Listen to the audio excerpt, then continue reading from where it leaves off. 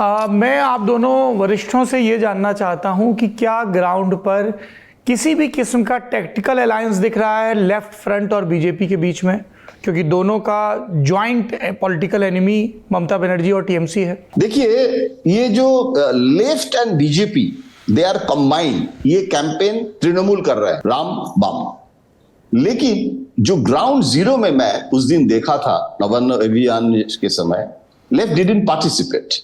Even Brinda Karat issued a statement कि BJP is trying to hijack the political benefit, political dividend, वो hijack करना चाहते हैं।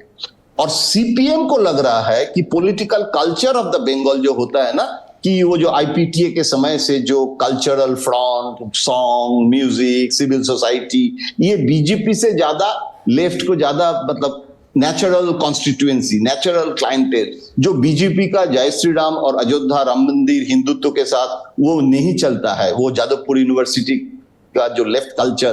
तो इसीलिए लेफ्ट अभी थोड़ा बीजेपी से दूर होके अलग से इस मूवमेंट में अपना जो स्पेस है, जो कंप्लीटली गन, उसको रिवाइव करने में ज्यादा जुटे हैं rather than going with the BJP.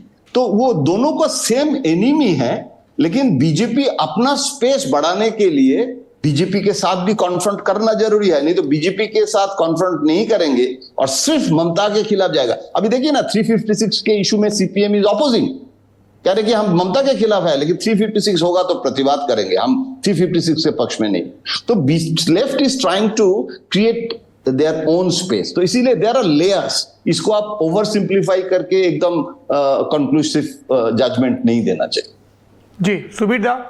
मैं जयंत के साथ सहमत हूं कि लेफ्ट का अपना पॉलिटिक्स है और लेफ्ट नेशनल लेवल पे बीजेपी को ज्यादा बड़ा दुश्मन मानता है, ताकि ममता के साथ उनका टक्कर जो है बंगाल तक सीमित है, क्योंकि ममता एक क्षेत्रीय दल है आज के तारीख में भी। हालांकि नाम के आगे ऑल इंडिया तृणमूल कांग्रेस है, बट ऑल इंडिया कहाँ, बंगाली पार्टी है, बंगाल में है, घोष बनर्जी मुखर्जी का पार्टी है। अच्छा, तो इसलिए यहाँ और थोड़ा ज्यादा कहें तो इनका लीडरशिप देख लीजिए, और south Calcutta Mamata Banerjee fan club. हाँ, बट एक चीज जाहिर है इसमें कि लेफ्ट का देखिए, जब पहले ममता आई ना, ममता का जो रुख था लेफ्ट को खत्म करने का, मार काट उनके काडर्स के तरफ से, केस वेस, तब काफी लोग जाके बीजेपी में शेल्टर लेने का एक चक्कर था अपने आप को बचाने के लिए।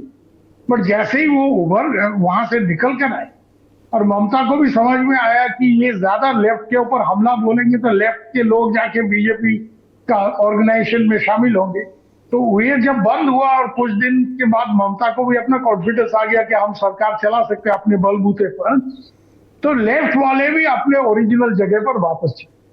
और जयंत जैसे कह रहे थे, उनका पॉलिटिक्स का स्टाइल डिफरेंट है। हाँ, ये राम वाम नहीं, ये सब उनके पॉलिटिक्स में ये चलता नहीं। हाँ, वो आईपीटीए वगैरह का तो जिक्र उसने किया, ये सब पुराना हिसाब है। बट एक चीज बहुत क्लियर है यहाँ, और वो ये कि जमीनी हकीकत जो है, ये यहाँ क्लियरली नवान्न मार्च में जो लेफ्ट पीछे आ गया, उससे इन्होंने एक सिग्नल क्लियरली भेज दिया कि हम ममता के खिलाफ जरूर हैं। ममता का जो रवैया है, इस तरह का जो दुशासन कहते हैं, उनके भाषा में कह रहे हैं हम, ये जरूर है, इसके खिलाफ हम खड़े होंगे। बट नेशनल लेवल, अब जिस तरह से ममता राम बाम का जिक्र करते हैं, इस तरह से बाम के तरफ से भी कहा जाता है ममता और बीजेपी का सेटिंग है।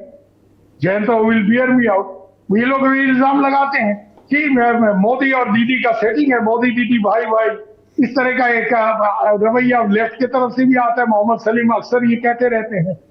तो ये सब इल्जामबाजी, बयानबाजी का तो बात छोड़िए, बट यहां पर लेफ्ट कांग्रेस के साथ भले जाएगा, बट लेफ्ट बीजेपी के साथ मिलके इस तरह का कोई मूवमेंट में शामिल हो जाएगा।